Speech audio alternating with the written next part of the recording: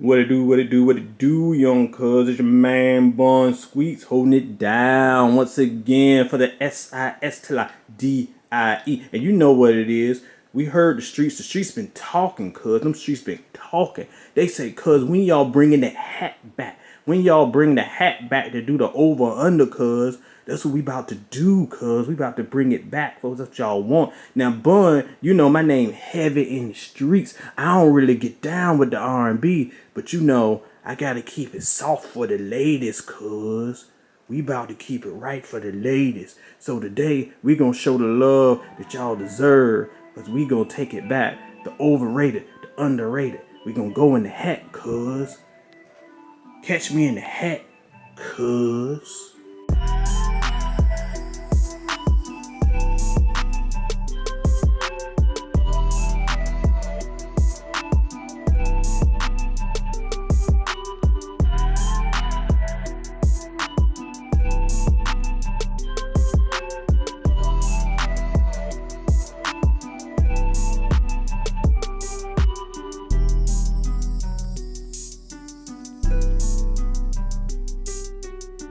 What's up, players? Once again, thank you for joining your boy for another edition of the Soul and Stereo Sessions on the YouTubes. Of course, that's why you're here. You know where you are. But as you heard earlier, yes, it's the return of that hat. The hat is back, y'all. The hat is back.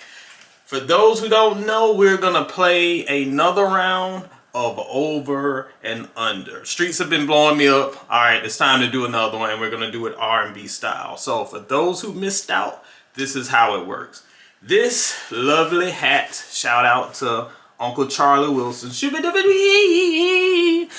Uncle Charlie Wilson hat. What we're gonna do is we're gonna fill it with names. I asked some of our friends and family and fans of the Soul and Stereo Sessions on social media to send me names of R&B artists. Those names gonna go in this hat in just a few. I got them all right here. We're gonna throw these names up in the hat. So we're gonna shake them around like a poor person's lottery numbers. And then when we pull them out, I will state that artist and I will tell you which album is their most overrated and their most underrated. See, it's simple. All y'all got to do is yell at me when I tell your faves are overrated. But before we get there, you know what's good. D Roth, hit them with it. Hit like on this post. Hit share on this post. Make sure you hit subscribe on this post, because the more love we get, the more engagement we get, the more traffic we get, the more fun it is, y'all. More people you can argue with in the comments. And we can get the word out about these cool videos. Cool? Cool. Alright. Let's get to the hat, players. Let's get to the hat. First name we gonna pull out is... Try not to cheat. Some of these I can see. Let me shake it up. Out of the gate, we starting strong. Brandy.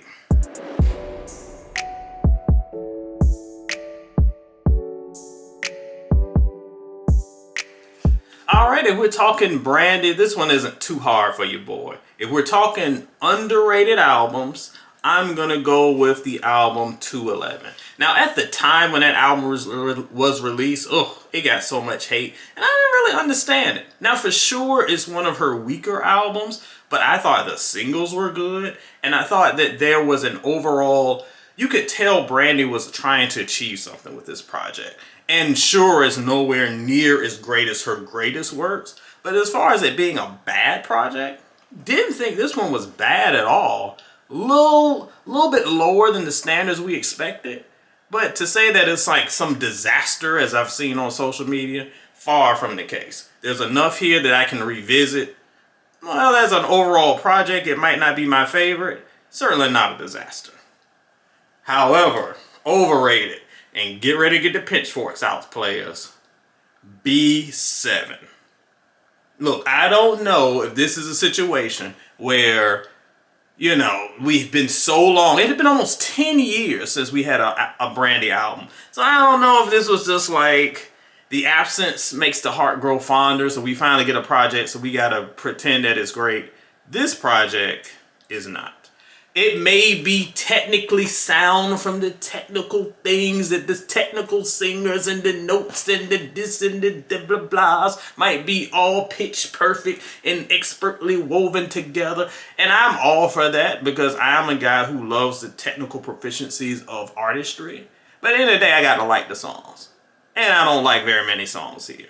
This one was a drag to me. Very sleepy, very meh, and very much below the standard that I think Brandy could give. I mean, look, we talked about the 211 album just being okay, but at least it had some fun songs on it. This album just was not very fun to me. It was a project that might play well in music theory class, but it didn't do anything for me. Sorry, Brandy stans, I ain't with it. But let's see what I am with this second one.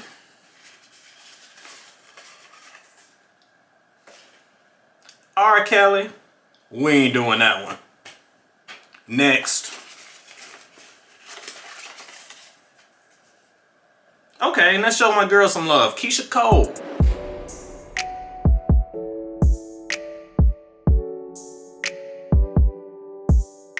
This is another one that won't be too tough. So I think her most underrated project for sure is Woman to Woman. So this project I think was just overlooked because at this point in Keisha's career, she had kind of gotten out of the public spotlight. Beehive stans were mad at her for stuff that I still don't understand. I still don't understand why the Beehive hates Keisha. Keisha's fine, leave her alone.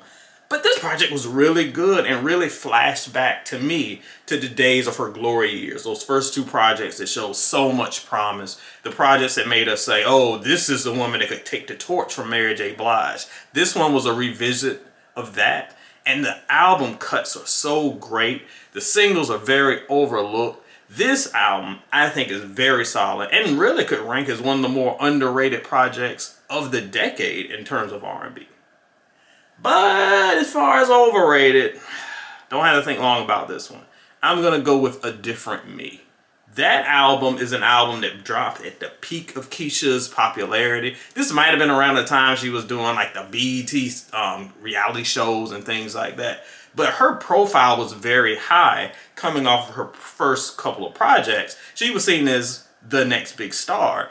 And I know she had some personal things going on. Maybe she was getting stretched too thin. This album was way below the standards of her previous projects. And it kind of got her in a funk for a while. And unfortunately, I think fans kind of turned away. And she never regained the momentum of this era.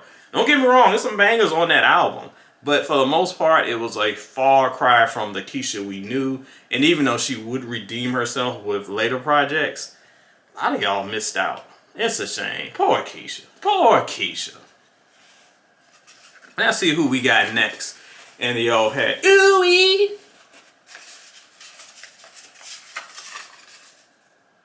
Ooh-wee, SWV.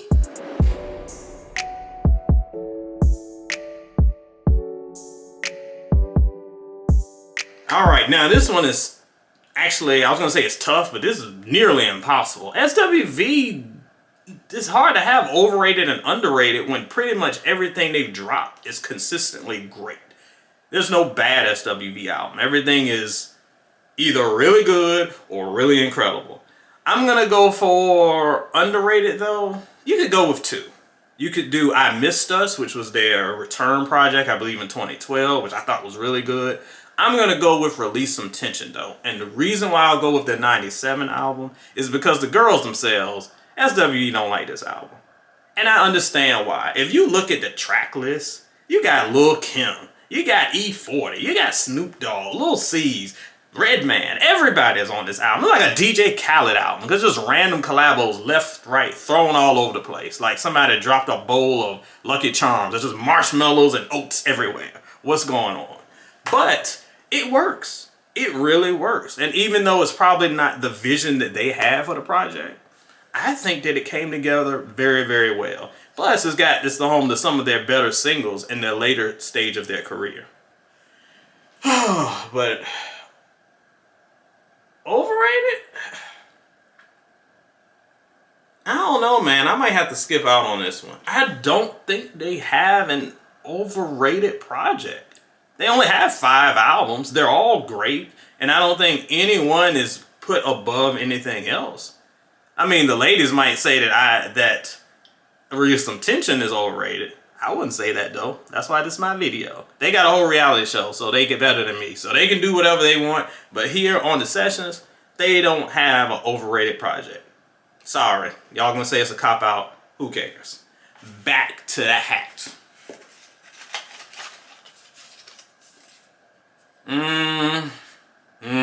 Speaking of overrated, The Weeknd.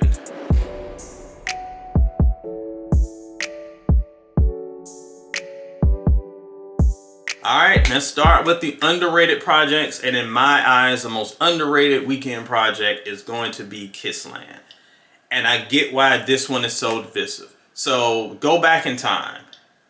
When we got early Weeknd, that's when he was making that weirdo zombie strip club music. You know that weirdo music, that cocaine music. And then sooner than later, he would drift over to the more mainstream, poppy, faux Michael Jackson, like cosplaying 80s sounds. Kissland's kind of the bridge in between, where he was trying to find this middle ground of still keeping his weirdo music, but making it more appetizing for mainstream audiences, which he would do later on. But this is kind of the bridge, so I can understand why fans of the original Weeknd look at this and it's like, I like some of it, but he was going off in left field. And newer fans looking at it like, what is this? This isn't the Weeknd that I know at all. It's like, you know, some weird anime horror music. But I like it. I like that he was able to experiment, and I like that it was a bridge between both worlds. It's definitely not accessible to everybody, but I think it's a solid body of work. Overrated. Now, I could say every album in the past 5 years from this dude is overrated, but I'm gonna go with, Lord help my mentions, I'm gonna go with After Hours. Oh yes. The album y'all love. I can't get with it. Is it horrible? Absolutely not. Not a horrible album. But I do not understand the absolute fandom and hysteria that has come along with this album. People act like this is one of the best albums of the past 20 years. Where? I don't see it. There's some solid songs here, but there's a lot of repetitive songs. And unfortunately, since Starboy, that's been my issue with The Weeknd. Everything is one template stretched over like 3 or 4 albums. I can't get with that. I need some sonic diversity. I need something that breaks it up. I need something that goes beyond the usual. And this album is just the usual throughout the whole thing. An okay release that for whatever reason we celebrate like it's the best thing that's ever happened to music. I don't get it at all. It is the definition of overrated.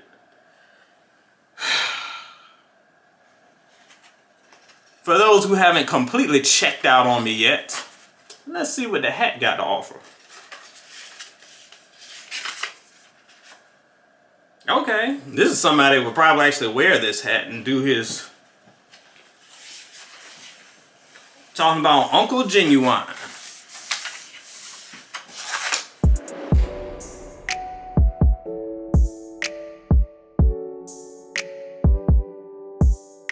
The most underrated Genuine album, that's an easy one for me. I'm gonna go with The Life. And it's funny, if you check out soulandstereo.com where I ranked his albums a few years ago, you'll see that I think I had The Life at number 2 on his list. And I was very close, y'all, to making it number 1. And the reason I didn't, I feel like I kind of punked out because everybody loves the Timbaland releases. Everybody loves the debut. Everybody loves the sophomore album. And both those albums are very good. But I feel like The Life is where he matured, both vocally and writing. He really has some strong themes. The songs about his womanhood and his parents, I mean, bring tears to a glass eye. You're going to shed a tear on this one. But it was just you could see that Genuine had gone beyond just the guy doing Michael Jackson dance moves over Timbaland beats and talking about all the women he wants to sleep with to a more broader perspective about love and family. I thought this album was so well done. Y'all making me want to re-rank these albums and make it number 1 like my instinct said. But hey, maybe we'll do that another time. Most overrated?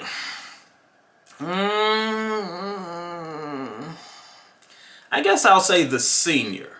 The Senior was an album, I believe in 2003 is when it dropped. I did not like this thing at all. At all. I know a lot of Genuine fans thought The Life was a departure from the Timbaland sound, but this one was like, it felt like something totally out of left field. The club songs are horrible, but the mid-tempo cuts are okay. So it's not a horrible album. As most of these, as you see, these underrated and overrated albums we're discussing, most of the overrated ones aren't disgusting. They're just way elevated too much. And I think people like grab onto those club tracks that were big hits at the time. And looking back, and it's like, them things weren't that great. So, kind of a step down from the G that we had known. I think we all knew that, but it just doesn't hold up in the overall discography. But The Life, that thing still hits, players. That thing still hits. Alright. Let me see who we got next.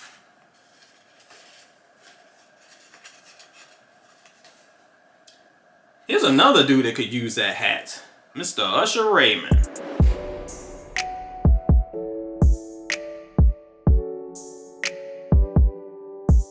Alright, we talking underrated. I feel like this is a broken record because I've talked about this on pretty much across social media, on solarstereo.com, on the Soulback podcast, everywhere I've talked about this. His album, Looking for Myself, got so much hate back in the day, and I don't think it's a bad album. I respect the vision. So here's what happened. Let me set the stage. In 2012 or so, he released Climax as his first single, and people were like, this is incredible. To this day, I think it's one of the best latter-day Usher songs. It might be the best. I don't think he's topped this one.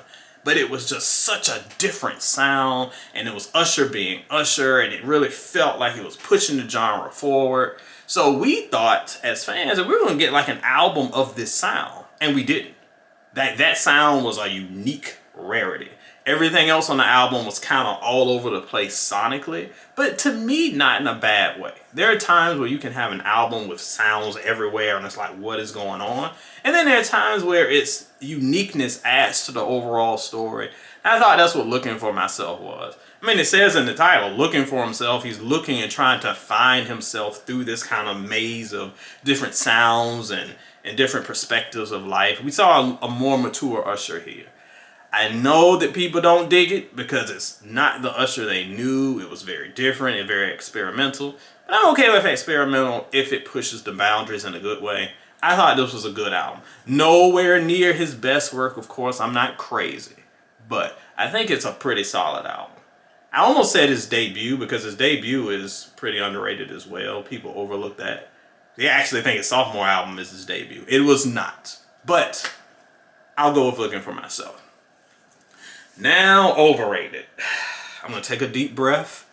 And before I say this, I'm going to let this disclaimer be held. Listen to what I say before you go into comments calling my mama all kind of names. She will appreciate that. The most overrated album, I'm going to say, is Here I Stand. Let me make my point. Because this album went from his most underrated to his most overrated. And I'm going to explain why right now. So when this album dropped in the late 2000s, people wanted Confessions 2. That's all y'all ever want. It's 2022, y'all still want Confessions 2. Everybody wants Confessions 2. He could not give a Confessions 2 because he was a newly married man, different place in life, wanted to talk about different themes. This was a more adult, mature Usher. It was an adult contemporary album. And his fans were not feeling it. They were like, "What? No, I want my Usher. I want my Caught Up 106 and Park Usher." That's not what we got here. And to its credit, it was solid for what it was. Years later, that fan base, now that they're more mature, have gone back to listen to this album. And they were like, oh, I get it now. I was too young then, but I understand what he was trying to say and do. So now the album has been embraced. Problem is, the album has been embraced so much that people have elevated to the point that it's one of his best albums, and you're crazy, because it ain't that good. Even though it's a better album than y'all thought back then, it's still an album that has flaws to me. There are a lot of holes in it. There's a lot of weakness in the middle. I think it's near the second half, the first part of the second half. There's some album points where it's just kind of like, and I start tuning out. If I start tuning out on the album, that's me deducting stars from your grade. And that happens in several points in this album. So it means well, it starts out well, but it just loses itself a little bit through the journey. So yeah, y'all slept on it back in 2007, 2008, but it was better than it was. But now we've completely said it's much better than it is. It's a solid album at best, far from his best work. Let's see what we got next.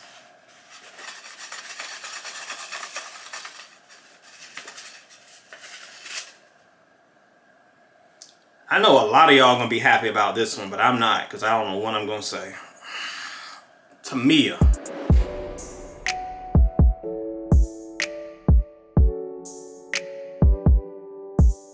Alright, Tamia.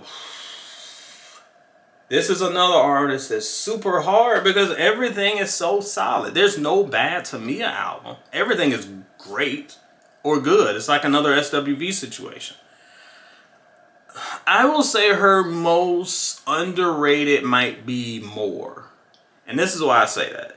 Most of the time that album is celebrated because of its singles. Officially Missing You, y'all slept. To me, that's one of the best songs of the 2000s. It's a perfect combination of being beautiful but being heartbreaking at the same time. She just delivers that song with such majesty.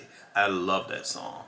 So it's got good songs on it, but a lot of the album cuts, I think y'all slept. I think y'all slept on the album cuts. And I'm thinking that, like, man, when you think about, like, YSY and Whispers and stuff like that, there are great songs here that just don't get its due. As an overall package, it's one of my favorites from back there, and I just don't think it gets the love that it deserves. Even though we all know it's a great album, because it's Tamia. She doesn't have no bad albums. And then that brings us to Overrated. And again, it's hard to say what's overrated when everything is on the same level and celebrated the same way.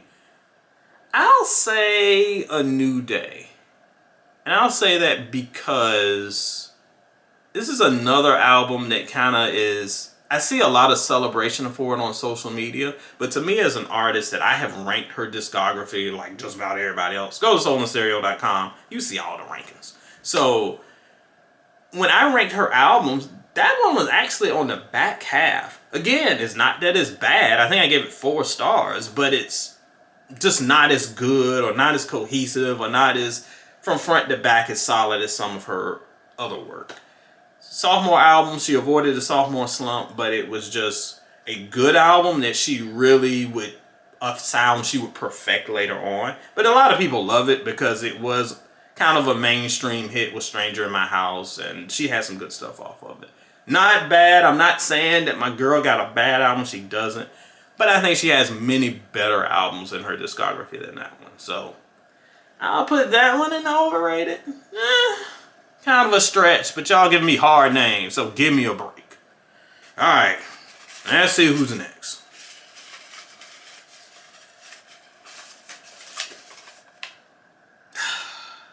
I thought y'all were gonna like go easy on me.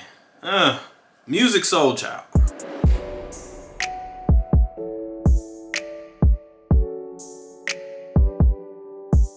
Man, this is another very, very difficult one because y'all keep giving me these artists that have like really stellar discographies. It's hard to pick and choose what's great and what's overrated.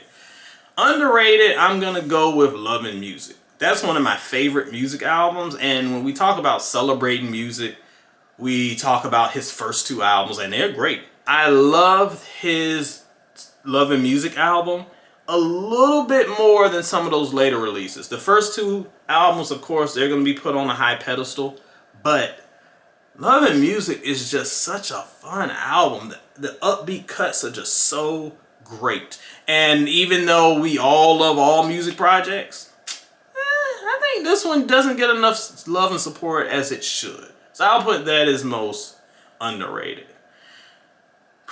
Overrated.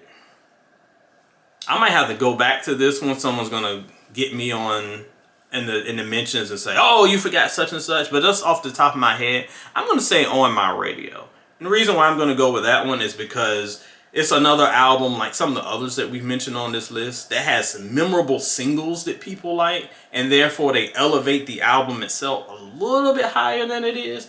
On My Radio might be the weakest music album just off of memory. And again, it's not horrible, but when you take those singles away, I don't think there's as much there as some of the other albums, which have much firmer album cuts. So we'll go with that one. Another stretch, I know, but y'all ain't making my life easy. Ugh. Hat time. Okay, this one's interesting. J.E. Can't take another heartbreak. Jagged Edge, y'all.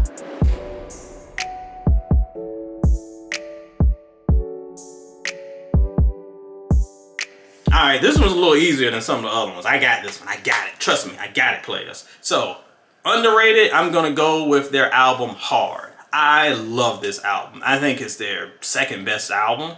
Second only to the J.E. Heartbreak. Can't take another heartbreak.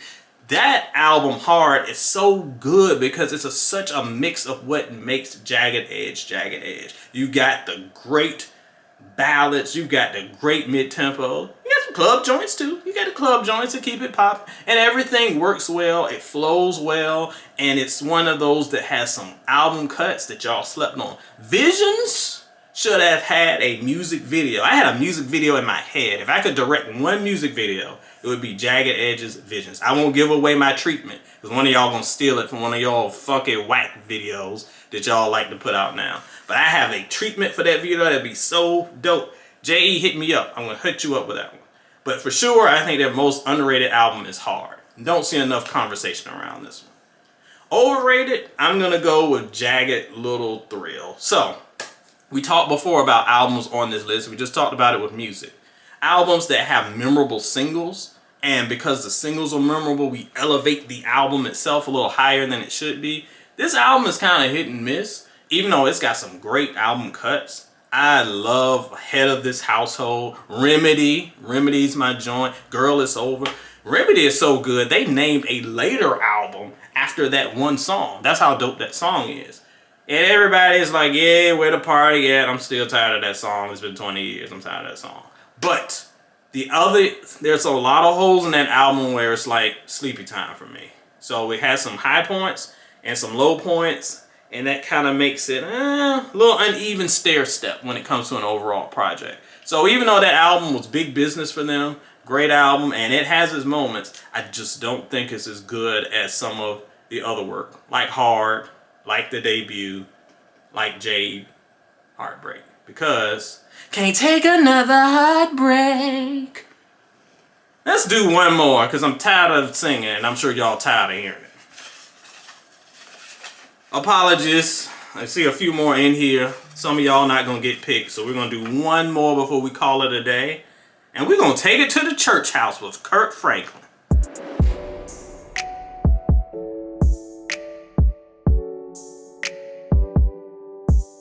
Alright, for underrated.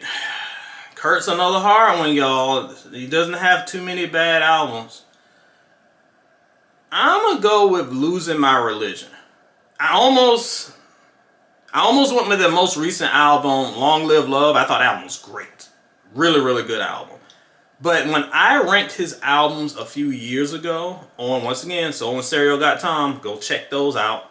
Might re-rank them for the website, for YouTube eventually. But see the current list on soulandstereo.com. When I ranked that album there, I was very surprised at how high it ranked and how solid it's held up. The theme of that album is pretty much celebrating relationships over religion. Now, if you ain't from the church and that kind of goes over your head, let me break it down like this. So many people of faith are so hard and like the religion and the Bible says this and blah, blah, blah, blah, blah. You see it from a lot of the Bible thumpers on Twitter. But a lot of what we're missing in religion is building relationships. You can yell at people about what they're not doing and what the Bible says about this, but are you building relationships? Are you going out to meet people where they are? Are you mending hearts? Are you making friends? Are you embracing people with the love of Jesus? That's what Jesus did when he was out, canvassing and meeting people. Jesus didn't stay up in the temple yelling about what people weren't doing right.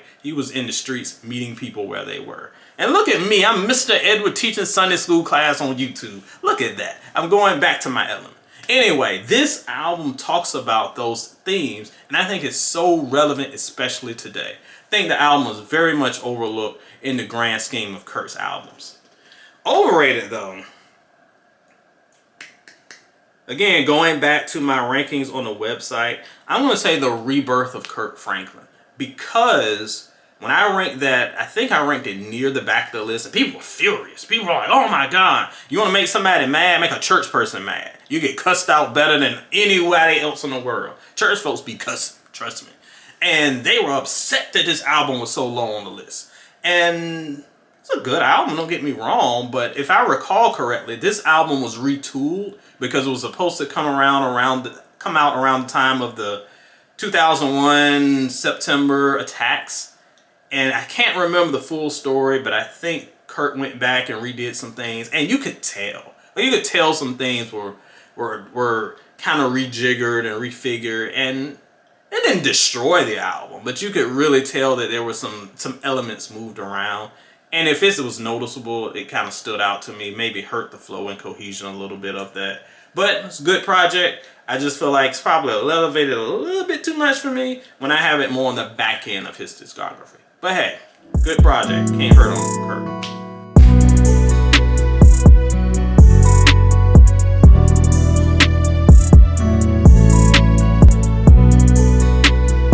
That's it, y'all. That's it. 10 over under R&B artists. Maybe we'll revisit it again. I'm sure someone in the comments is yelling at me because I didn't get to so-and-so and such and such. I know TLC was in here. We didn't get to them. I know Joe was in here. We didn't get to him. That would have been impossible. I'm glad Joe did not get picked. But hey, who do you want to see next time? Leave it in the comments below. Who do you think about the overs and unders? Who would you pick for some of these? If you're a Kurt fan and you want to cuss me out on the internet, go ahead. I'm going to tell your pastor. Unless you are a pastor. And if that's the case, may heaven help you. Anyway, this edition of the Soul and Stereo Sessions is a wrap. I should have thought that through. Play on, players. Ooh-wee!